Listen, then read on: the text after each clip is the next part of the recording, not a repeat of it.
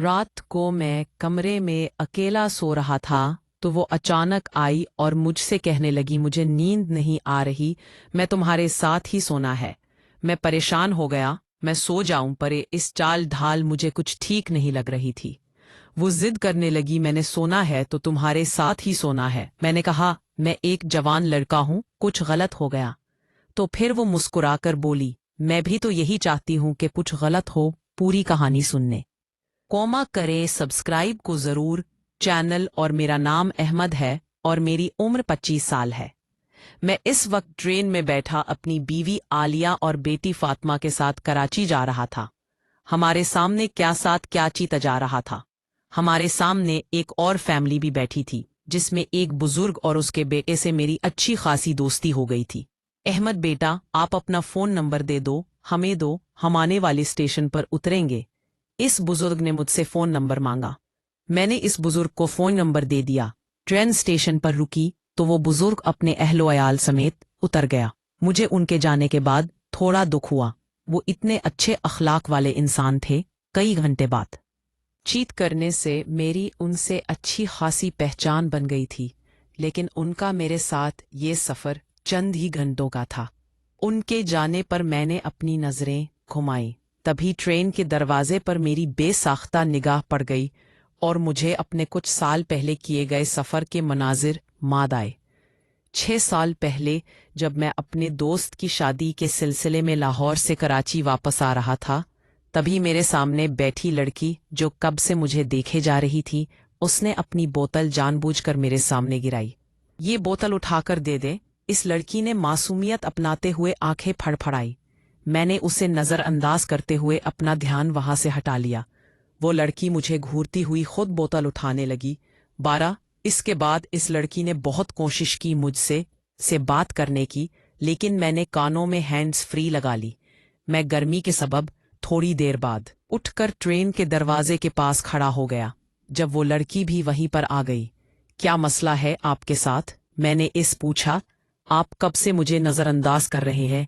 इसने अपनी काजल से भरी हुई आंखें स्केर कर मेरी तरफ देखते हुए कहा, मैं आपको जानता नहीं हूं और नामहरम औरत को देखना एक मर्द को ज़ेब नहीं देता। मैंने अपनी नज़रें ट्रेन के दरवाजे पर मरकूज करते हुए कहा, जहां हरियाली ही हरियाली थी। ट्रेन के चलने पर सारे मनाजिर पीछे होते जा रहे थे। थोड़ा आगे सरसब्ज वादियों ने हसीन मनाजिर थे जो देखने वालों कुछ अपनी तवज्जो का मरकज बनाते थे। थे अब तो बड़े समझदार लगते हैं। दरअसल मुझे अब आप बहुत पसंद आ गए हैं।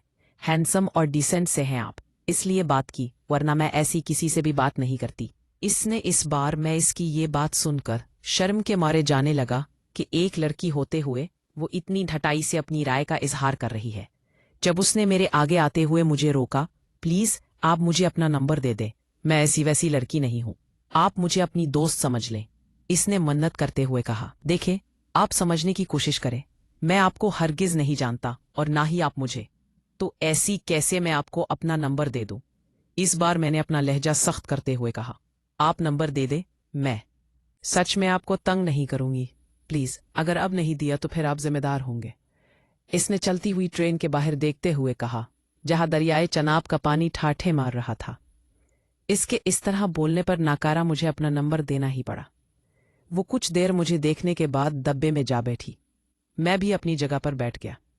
कराची रेलवे स्टेशन जैसे ही आमा, मैं वहीं पर उतर गया और वो लड़की भी वहीं पर उतरी। इसे वहां उतरते देखकर मुझे दिल ही दिल में बहुत गुस्सा आया कि वो भी हमारे शहर की है लेकिन जब वो अपने अहलो अयाल के साथ गाड़ी में बैठी, मेरे जिस्म के अंदर सुकून की एक लहर दौड़ गई कि एक बला जान छूट गई। मैं भी अपने घर के रास्ते की तरफ अमले हो गया। इस सफ़र के 2 दिन बाद ही लड़की के मैसेजेस और कॉल्स आना शुरू हो गए। 2 दिन तक तो मैंने बहुत से नज़रअंदाज किया, लेकिन उसकी मुसलसल कॉल्स आने पर ना चाहते हुए भी मैंने उसकी कॉल उठाई। तब मेरा सुकून गारत होने वाला है। मुझे कितनी मालूम नहीं था। इसने अपना नाम सारा बताया। इसके बाद हम दोनों की रोज़ाना बात होने लगी। अब मुझे भी इसमें दिलचस्पी महसूस होने लगी थी। बाल आखिर एक दिन उसने मुझे फ़ोन पर मोहब्बत का इजहार किया। मेरी खुशी का कोई ठिकाना ही न रहा। मैंने भी जवाब में उससे प्यार का इजहार किया। अब हमारी बातचीत और बढ़ गई।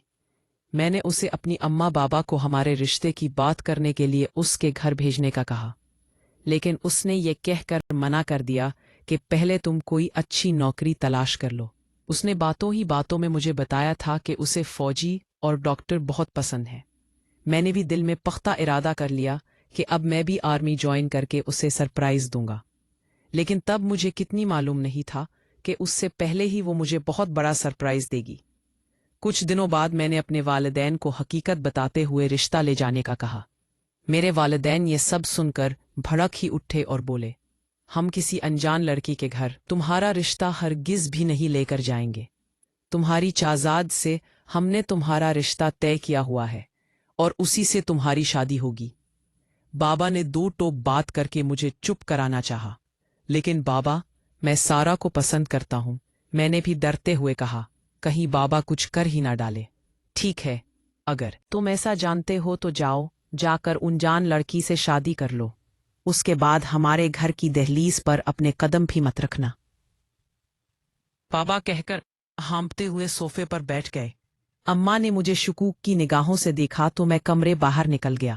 اسی طرح دن گزر رہے تھے۔ برکم مات سے سارا پہلے کی نسبت اب مجھ سے کال پر کم بات چیت کرنے لگی تھی۔ کونس کرتا تو وہ پڑھائی یا پھر گھر کے کام کرنے کے بہانے بنا جاتی۔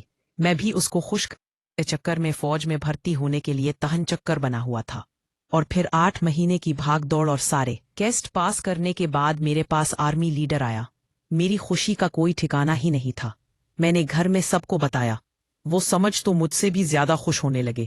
بابا تو مجھے دیکھ کر اماں سے کہنے لگے، چلو اچھا ہوا، احمد سدھر، اب عالیہ سے اس کی شادی کے بارے میں سوچا جا سکتا ہے۔ میں ان کی یہ بات سن کر دل برداشتہ ہوتے ہوئے کمرے میں چلا آیا اور جیب سے موبائل نکال کر سارا کو کال کرنے لگا۔ میں کب سے اسے کال کیے جا رہا تھا، لیکن اس طرف سے کوئی جواب ہی نہیں آ رہا تھا۔ کال اٹھاؤ کیا مسئلہ ہے؟ میں نے غصے سے میسج کیا، اور اگلے 5 منٹ بعد اس نے مجھے کال کی اور بولی، کیوں بار بار کال کر رہے ہو؟ سارا نے غصے میں چیخ کر کہا، کیا ہو گیا ہے سارا، سب ٹھیک تو ہے؟ میں نے اس کے بدلے تہور اور اس کے غصے سے بات کرنے پر پوچھا، سب